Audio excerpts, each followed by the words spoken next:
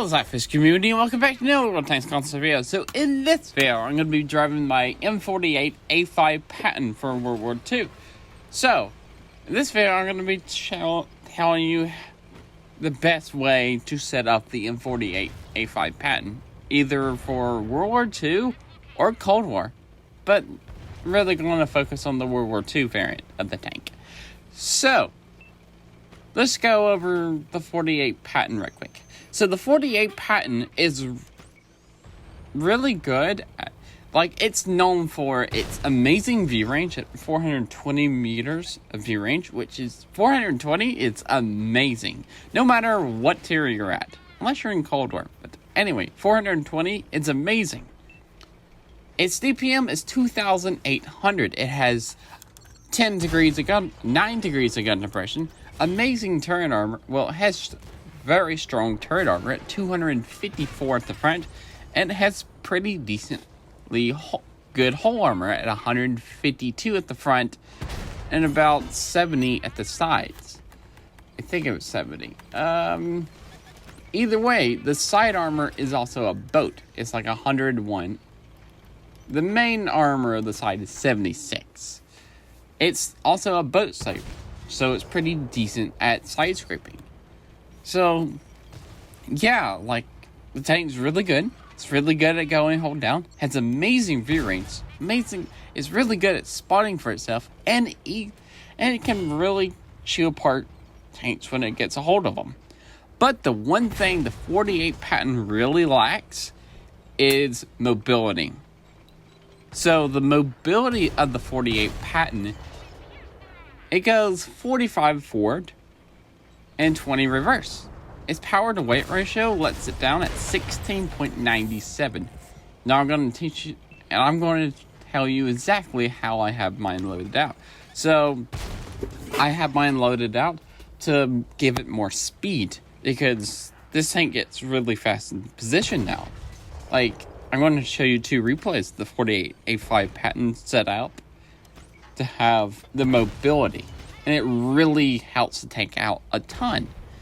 And so, yeah, let's just go on to the loadout. My loadout is advanced optics, just to improve the view range even more for 420 to mine is 513.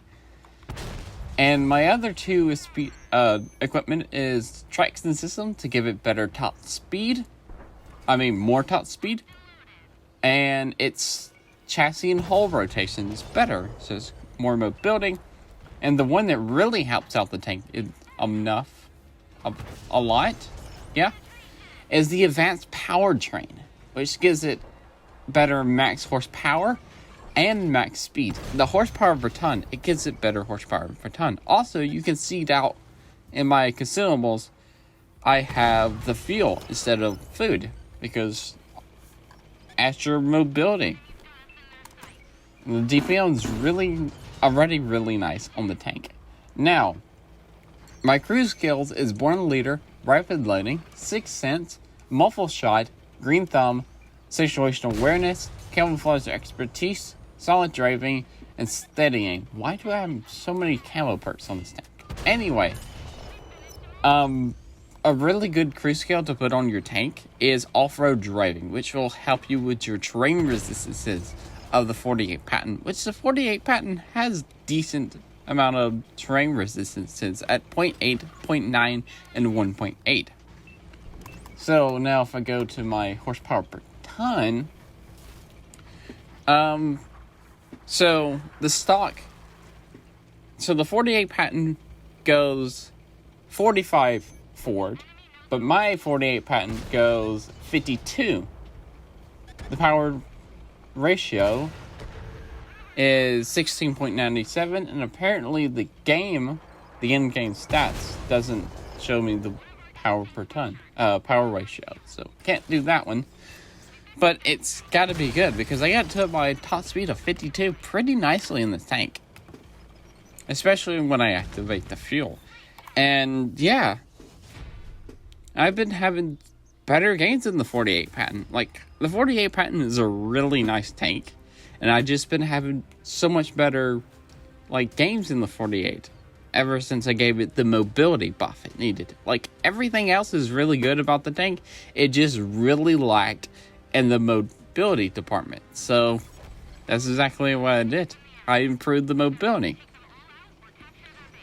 And it works really, really nice. Like, going like 54. Oh, wait, mine's 54 because the fuel's active. The fuel actually gets its own boost. Just think about this. Imagine the M60. The M60 goes fast. It's really good. It's comparing the 48 Patton to the M60. The M60 sacrifices the armor to gain mobility, and the 48 Patton gains armor to lose mobility. So what if you just not sacrifice mobility and just put all that stuff on and just mobility it up and get really fast, and not really fast, like a really nice top speed and really decent horsepower per ton, because the other stuff doesn't really need buffing up, like the view range, accuracy. Like, the accuracy is 1.9, the aim time is 0.36. I mean, wait, I did that backwards. Accuracy is 0.36, aim time is 1.9. I guess you can do the accuracy some buffs. But yeah. Like I'm saying, like, the mobility. Just buffing this thing up in mobility just helps the tank absolutely a ton. Right now I'm bouncing a good amount of shots. Right, bounced 1,140, definitely more than the last game. There's a 705 Alpha. I do not want to just stare at his turret, because I'm never going to go through the turret of the 705 Alpha. Even with my 268 millimeters of standard penetration and 330 millimeters of premium penetration. I believe premium penetration, your premium rounds is heat rounds. APCR is your standard. So right now, just trying to spot people. And there's a 277. And there's a STB1 behind me. And there's a Ragnarok right there to my right. So right now I'm just going to take out the 277. Actually bounced. I think I hit probably the hardest, like the strongest part of the 277's hull. He actually put a shell into me. Don't really know where it went into. But right now I'm just going to use my 9 degrees of gun direction and just farm the 277. And here comes the 705 Alpha. Yeah. So he's fired twice at me. One's went through and one's bounced, because I like to wiggle the armor. If you wiggle the armor back and forth, they can't hit your weak point, and it's also really hard for the enemy tanks to even penetrate your armor. And put another one to the 277. And hello, 705 Alpha, put one into you. And some reason my Ragnarok is going out there. The reason I'm not going out there with the Ragnarok is because there's actually a couple of TDs, even a Grill 15 over there, which I do not feel like getting hit by a Grill 15. I'm actually shooting the 705 Alpha in the turret because the ammo rack is at the back of the turret of the 705 Alpha. Fun fact for you. So, yeah. That was a weird shot because it just kind of shot the ground. And hello. You know what? I didn't actually think that would penetrate, and it did. And I was like, huh. Apparently the side of the 705 Alpha's turret is pretty decently weak. Even at that angle. Like, I was able to go through it. Like, huh. So, yeah. The 705 Alpha actually tracks me and pins me. So that's pretty terrible. But luckily for me, I am taking them both down to a one-shot. They're both down to a one-shot. Like, easy. 277 just bounced off me. I just bounced off the 705 Alpha by mistake by shooting the upper plate. The Yacht Tiger finishes off the 705 Alpha. And now I'm just going to use my mobility. I thought I was going to use my mobility and go out there. But I was able to take out the 277. So right here, I'm just going to try to get a shot in the grill 15. Something just went straight through something. Probably something in my turret. Hit a weak point or something. Right now, I'm just going to use my mobility and just change positions. Like, I couldn't make this play if I didn't have the speed buff. The speed buff. So there was an SU-101 that actually hit me in my side and tracked me at the same time. So yeah. There's ISU-152, which I have no idea what it's doing, but is dead.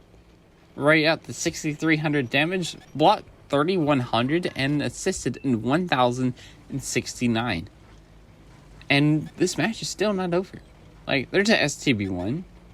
There's a Grill 15 right there. I don't know what the medium tank is, but I'm just gonna be shooting the Grill 15. Hopefully the STB-1 will come over here and be like, oh, the 48 just fired, so let me go take out the 48, because the 48 only has high explosive. Now, if the STB-1 was a little bit smarter, they would load high explosive and just shoot me with the high explosive round and just knock me out, because I have 6 hit points. So yeah. Now, it was a bat chat, and the bat chat's gonna die before I even get over there, even with the speed buffs I put on the tank. And yep, it's dead.